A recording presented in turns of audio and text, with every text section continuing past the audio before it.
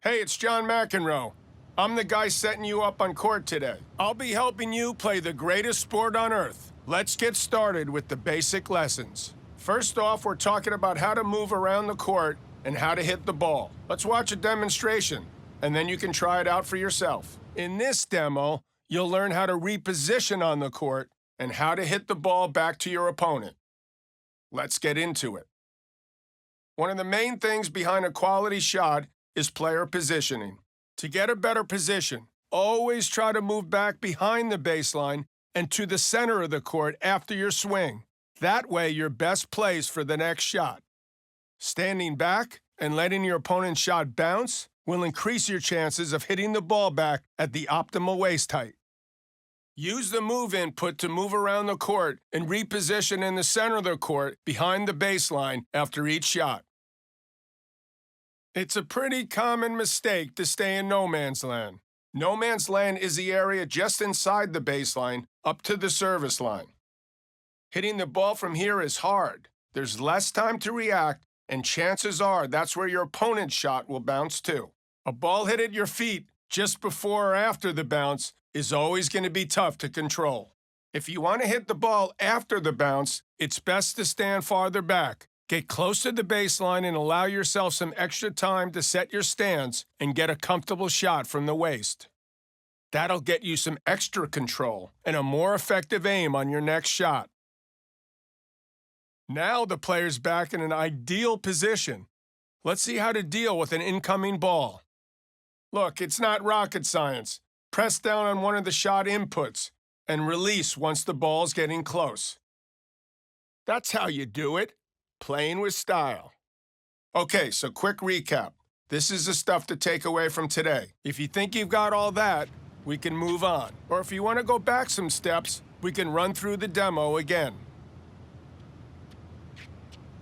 Start off by hitting a few balls. Great, nice aim.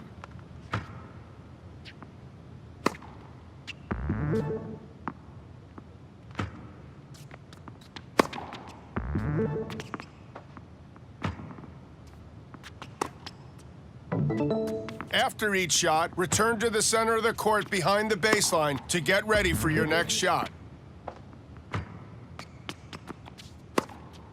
Yeah, you're really getting this.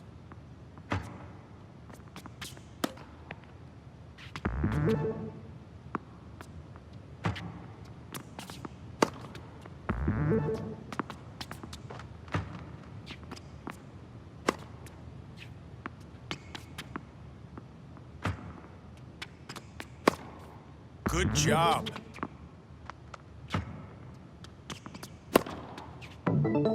Great work. Moving back to the center and staying out of no man's land are pretty vital, so keep that up. If you want more lessons, I have plenty here for you. Don't be a stranger.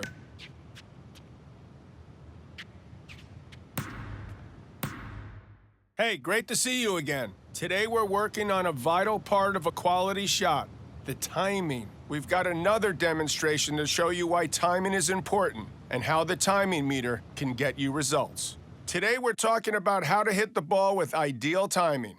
This is one of the most important aspects of your game, and mastering it will take you up to the next level. You'll pick it up just fine, but it takes some practice. Returning a ball is easy, but timing it to perfection, that's something else. Getting your swing at that exact right moment plays a huge part in your power and your precision. There's 4 possible results here: too soon, good, perfect, and too late. The ideal time to release the input is just before the ball reaches you. And just to underline, it's all about when you release the input and not when it's pressed. The timing meter is something you can use to know exactly when to release the shot input to get perfect timing. It appears above the player whenever there's an incoming ball. Releasing the shot input when the meter's in the green will hit a shot with perfect timing. Let's watch this player hit a few more balls. As you can see, hitting it with perfect timing gets you optimum precision and optimum power. Less than perfect timing? Not so much. The shot's quality will be lower and could give your opponent an opening. Release the shot input way before the ball gets to you or when it's gotten too close. Then the timing will be too soon or too late. Those shots are more likely to land into the net or head out of bounds. Okay, so here's a quick recap on what we've learned here. You think you got that? If not, we can run through the demo again. Let's have a warm-up. Hit a few balls, then we can focus on timing.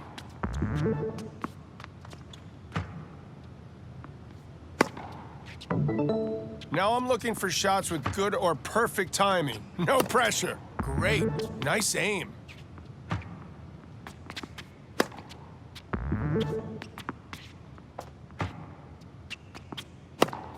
Yeah, you're really getting this.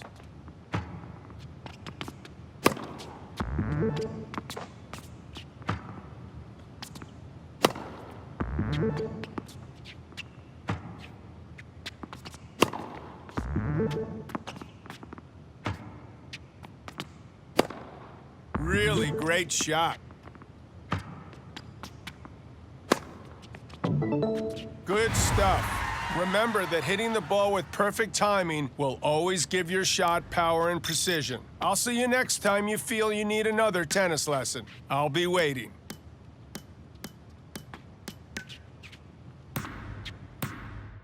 Hey, great to have you back. Today we're aiming ground strokes and talking about how aiming relates to movement. We've got a demo ready to roll, so let's take a look. Okay, so today we're learning how to move toward the ball and how to aim your shot. You'll also learn the aspects of aiming quality and how to make your shots land close to a line. Before you know it, you'll be hitting winners left and right. To get there, though, first you'll need to move toward the ball using the aim input. In this example, the player's moving around the baseline to hit these shots. The important thing to understand when it comes to aiming is that you don't need to start aiming your shot early for it to bounce close to the line. You only need to aim with the aim input when you hit the ball. Up until that point, the aim input is used to control your movement. That means you can decide where to aim until the very last moment without losing precision. You can watch what your opponent is doing and decide where to aim right up to the moment you hit the ball. Let's drop the curtain a little. Here we're drawing an aiming arrow on screen to show the aiming direction when you hit the ball. Notice how pushing the aim input left and right will aim near the sidelines, and pushing the aim input up or down will aim near the baseline or net.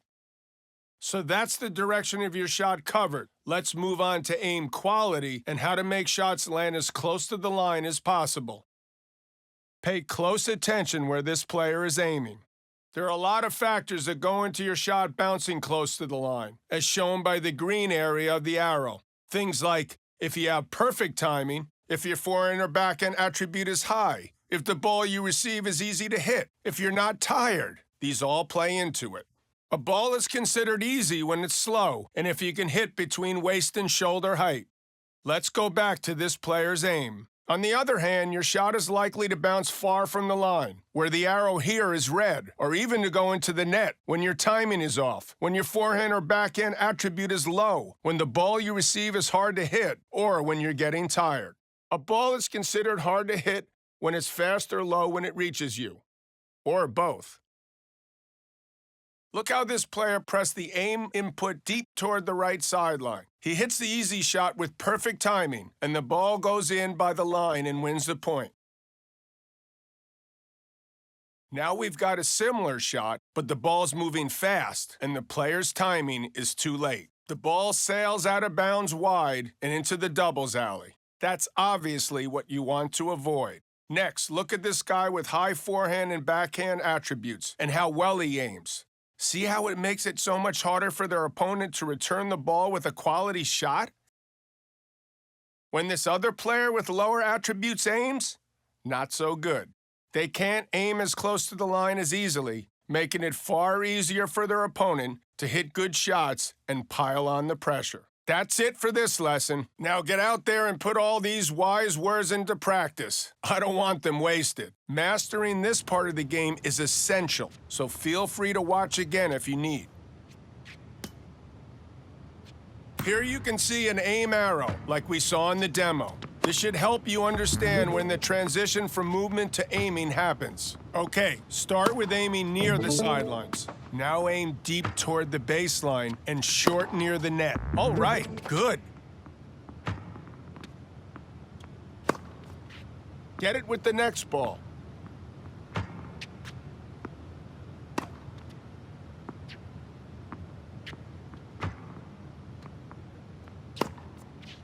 Don't worry, this is why we train. Now it's time to combine aiming techniques, so aim for the corners of the court.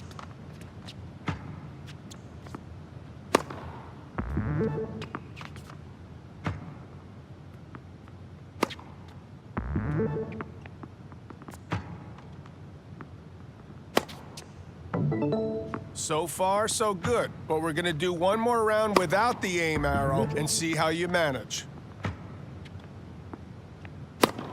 You're making great progress.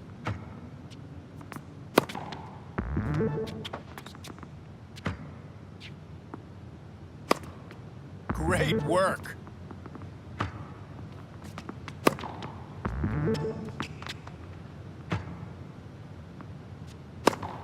Really great shot.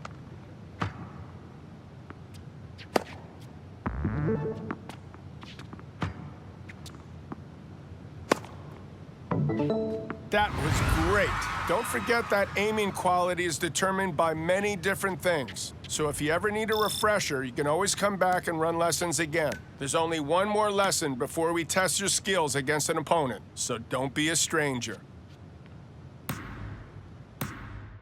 Hello again. The training train needs to keep rolling, so let's move to the next lesson. In this lesson, we're learning various different ways to improve your serve, alongside how best to aim it. Coming up is a demo to explain normal and power serves and how to direct them. In this demo, you learn how to serve with precision and power and get the best out of the most crucial shot in tennis.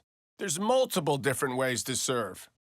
Here we're going to cover normal and power serves, which are initiated by pressing or holding a serve input. Releasing the serve input early triggers a safe normal serve. Accurate, but not very powerful. Holding the serve input until the power indicator appears triggers a power serve. It's more powerful, but also harder to control. Next, let's look into how to aim and to pick the spot where you want the ball to land. If you don't push the aim input, the ball will bounce close to the center of the service box. Pushing the aim input will move your aiming spot in that direction, away from the center of the service box. You can use the visual indicator to see and adjust your aiming spot until you hit the ball. You only need to aim with the aim input when you hit the ball. Now that you know how to select your aiming spot, it's important to know what determines how close or far the ball will land to that spot. The ball is more likely to land close to your aiming spot if your serve attribute is high, if your timing is perfect, and if you're not tired. If your serve attribute is low, if your timing is off, or if you're tired, the ball will have a wider spread around your aiming spot. The shot will be less accurate. Okay, so let's get the rundown on what we've covered here. Do you feel you've got the measure of normal and power serves now? If not, as always, feel free to watch the demo through again. Let's start with some normal serves. Good serve. Sometimes it is better to get a serve in play than to power one over and hope. Okay, time to move on to power serves.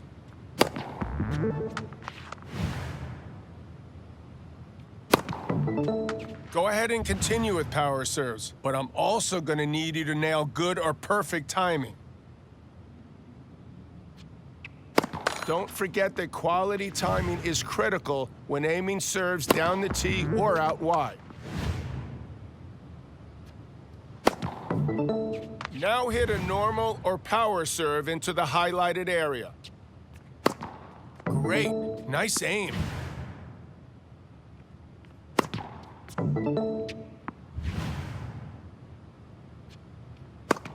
Good job.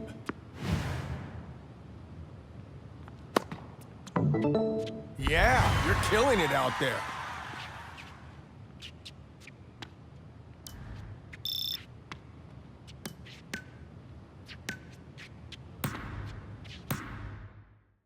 This is going to be an exciting lesson. You're going up against a real opponent. Let's take everything you've learned so far and put it into practice. Remember to keep moving and position yourself correctly on the court. Pay attention to your timing and aim your shots to make them difficult to reach for your opponent and to open the court for your next shot. Now, I want you to show me you understand everything we've covered so far. Play some points against an opponent and show your progress.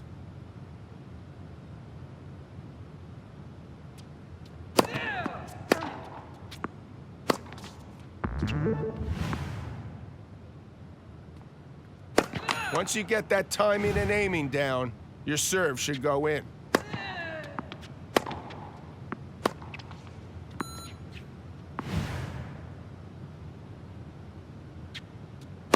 Remember, quality timing is important to ensure your serve goes in.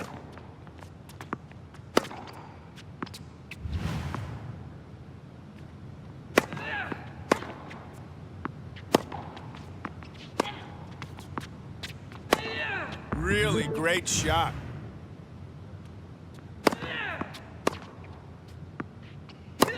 Great work.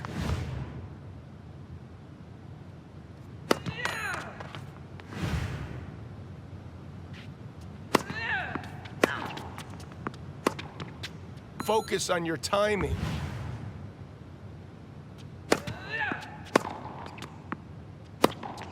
Yeah, you're really getting this.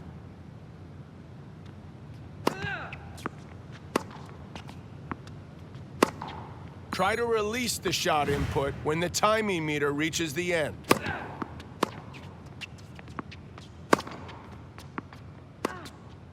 Keep moving. You want to move back to the center of the court behind the baseline so you can get a good return. Really great work out there. If you want to take your game further, we've got more advanced lessons. And clearly, feel free to drop by and revisit these basic lessons whenever you feel the need.